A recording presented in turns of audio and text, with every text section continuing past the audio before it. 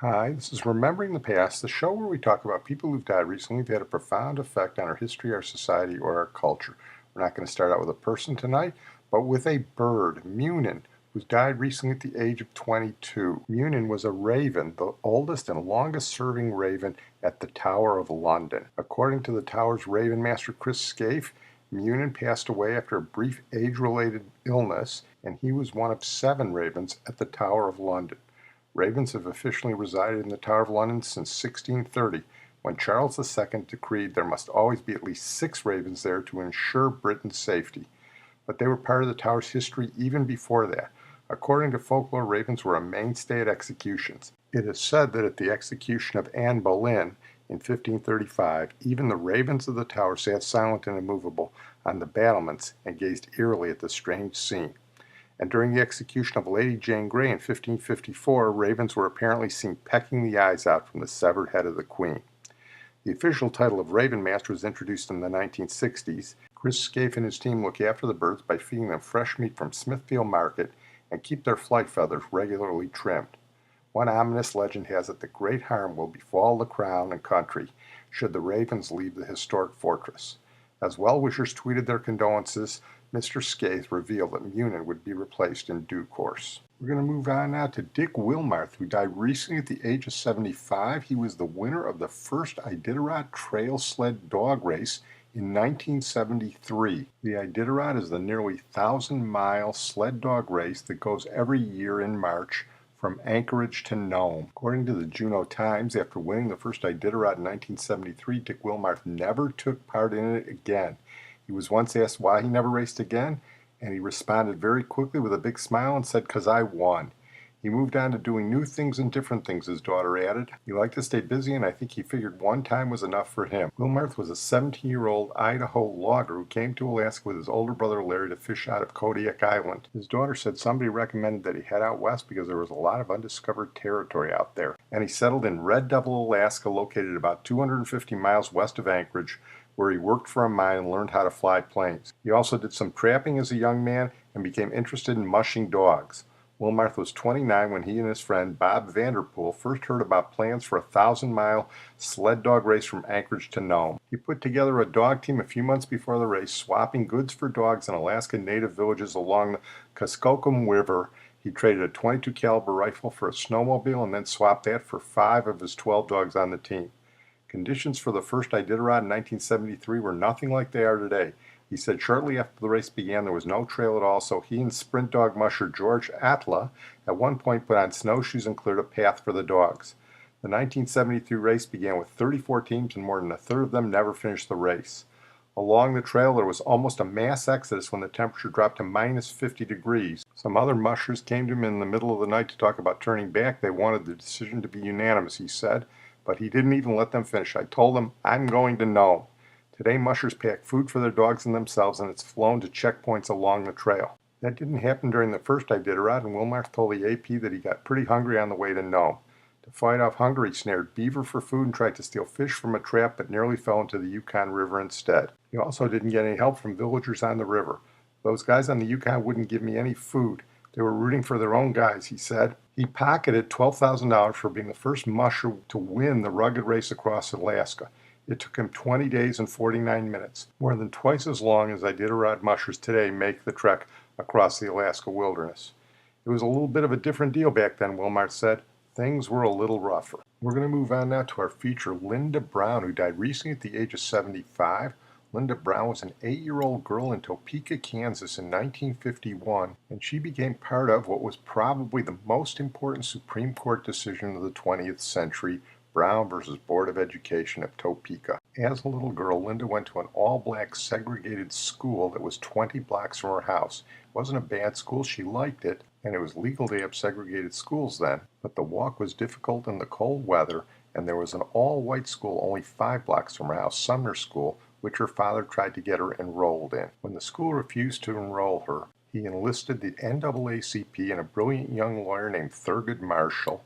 They filed suit, and her case was combined with 4 others around the country of similar nature, and it ultimately went to the Supreme Court to challenge the separate but equal doctrine of public education in American schools. In 1954, the Supreme Court unanimously held that separate but equal was no longer legal in the United States, and this changed the entire fabric of American education. Here is Topeka Television on the death of Linda Brown. The woman at the center of the Brown versus Board of Education case has died at the age of 76. Linda Brown's 1954 case ended racial segregation in schools. She was turned away when her father tried to enroll her in Topeka's former Sumner School. The Supreme Court took up the issue, finding that segregating schools was unconstitutional. Tonight, the school building is a national park in Topeka. Operators of the museum are remembering Brown tonight. We were aware that Linda Brown was not in great health, but to lose a pillar of our community, we're definitely mourning with the family and hope to continue doing the work of protecting the legacy of Brown. And Governor Jeff Collier also tweeted his condolences today. He says in part, quote, Linda Brown's life reminds us that sometimes the most unlikely people can have an incredible impact. Here's a bit of a PBS documentary on the Brown versus Board of Education decision by the Supreme Court in 1954. By the early 50s, segregation was frayed by the war and torn in spots where the court had acted. The white primary was outlawed. Housing covenants outlawed. Some graduate and law schools were forced to admit blacks. But the court was aware that the big fight was still to come. The schools, K through 12. White children and black in the same classroom. Southerners assumed that if grade school kids were in a desegregated setting, they'd get to know each other and they'd get to date each other and then they'd marry each other. And that was the strongest taboo that the South held. Led by Thurgood Marshall and other young lawyers like Robert Carter, the NAACP Legal Defense Fund was running or aiding cases all over the country. The court picked 5 and consolidated them into one set of arguments, forever known as Brown versus Board of Education of Topeka, Kansas. As oral arguments approached, people camped outside the building to assure themselves a seat in the courtroom. NAACP lawyers Marshall and Carter were up against a formidable adversary, John W. Davis, a former presidential candidate, making the last of his 140 appearances at the Supreme Court. But his arguments had a familiar ring. Separate wasn't necessarily unequal. Blacks should be happy with the way things were. Didn't states have the right to educate their children as they saw fit? When the 3 days of arguments were over, Davis was heard to remark, "I think we've got it won, 5-4, or maybe 6-3. The justices scheduled another hearing on the case. But before that could happen, Chief Justice Vincent died of a heart attack. President Eisenhower chose to nominate Earl Warren, formerly the governor of California. On May 17, 1954, there were signs. Some of the justices' wives showed up. Some clerks were tipped off. Then reporters rushed the courtroom. Warren starts off in a bland manner, and you can't tell for a while as he's delivering the opinion what the outcome is going to be. And then he comes to the key line and he says, "And we unanimously hold that separate but equal has no place in the Constitution." And it was just electric in the courtroom when he said unanimous. We conclude that in the field of public education, the doctrine of separate but equal has no place. Separate educational facilities are inherently unequal. Therefore, we unanimously hold that the plaintiffs are deprived of the equal protection of the laws guaranteed by the 14th Amendment. Plessy v. Ferguson in education is no more, and in practice, Plessy v. Ferguson itself is no more. The era of Jim Crow, constitutionally speaking, is over. This was precisely what we urged them, almost in that language. So it was gratifying to have the opinion come down almost in the language of the argument that we made to them. In 1951, I'd used a plain geometry book that had been used by a white student in 1935. Brown said that that was over. The hand-me-down tubas that I played in the high school band from the white high schools, it said to me that that was ended. And it said to me that at some point, I would not have to travel from Atlanta to Greencastle in Indiana to get an undergraduate degree, that my family my cousins, my neighbors, could go to Georgia Tech and to the University of Georgia. The Supreme Court decision of 1954 was for me the Magna Carta. It was the second emancipation. It was a great moment. As I said, probably the most important Supreme Court decision of the 20th century. We're going to close tonight with Rusty Staub, who died recently at the age of 73. Great ball player. I knew him when he was with the Expos. He was Le Grand Orange, one of the most underrated baseball players of our generation. He was beloved by fans all over North America, but especially in Montreal, where he's one of the greatest Montreal Expos of all time, and in New York City, where he's one of the greatest New York Mets of all time. Broke in when he was 19 with the Colt 45s, who became the Astros, and he played 22 seasons. He hit a home run when he was 19, and when he was over 40, one of only a handful of guys to do that. He was an all-star with the Astros, but then he got traded to the Expos, which is where he made his name as Le Grand Orange because he learned French. He was an excellent outfielder, a little slow, good arm, but he was a superb hitter. He's the only man to have over 500 hits with 4 teams, the Astros, the Expos, the Mets, and the Tigers. And if he'd drawn a couple fewer walks and gotten a couple more hits, he might be in the Hall of Fame. Finished up with over 2,700 hits. If he could have made it to 3,000, he'd be there. He's a really personable guy. I can attest to that fact. He was a world-class chef, and he was also one of the most charitable guys in baseball. Gave a lot of money and a lot of time to charity. As I said, he was beloved in Montreal, and here's TSN Ottawa on his number retirement in the 1990s. They retired his number 10. He was Le Grand Orange, the quintessential superstar on a team desperate for one.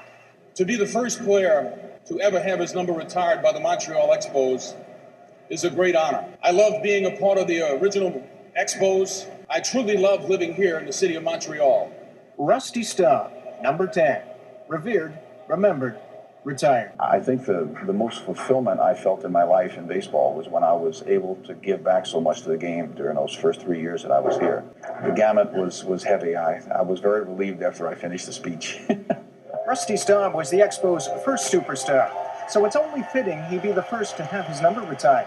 He was an all-star in each of his first 3 full seasons in Montreal. When he was sent to the Mets in 1972, he held virtually every Expo offensive record of note. He had clout, and it showed in the men he was traded for: Tim Foley, Mike Jorgensen, and Ken Singleton. He was the star. He was number one. Not only what he did on the field for the Expos, but off the field as well. His appeal transcended the baseball field, and just throughout the country itself, introduced baseball. Rusty Staub will always be an Expo first. That's how people remember him.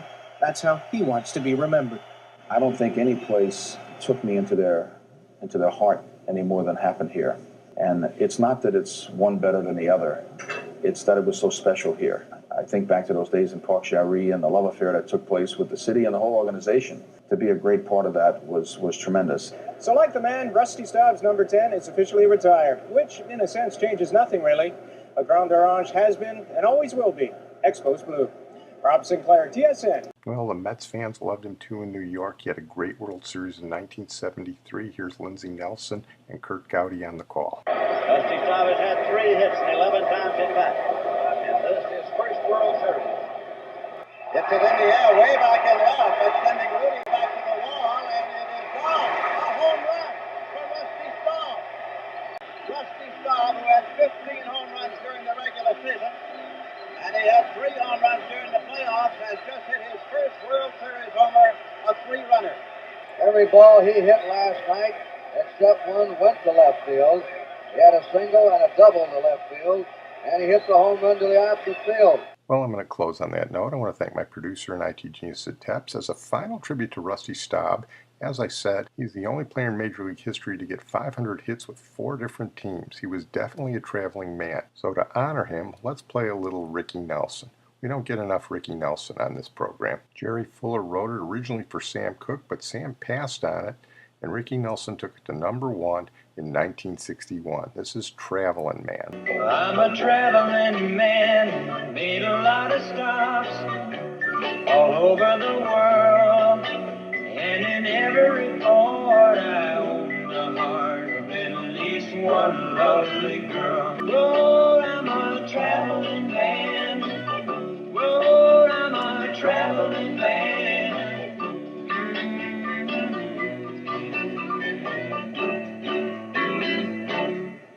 I always strove to be remembered as somebody that got the most out of his ability. someone who never would have to look back and say, I didn't give it my full effort. And I think people remember that about me, that I always gave it everything I had.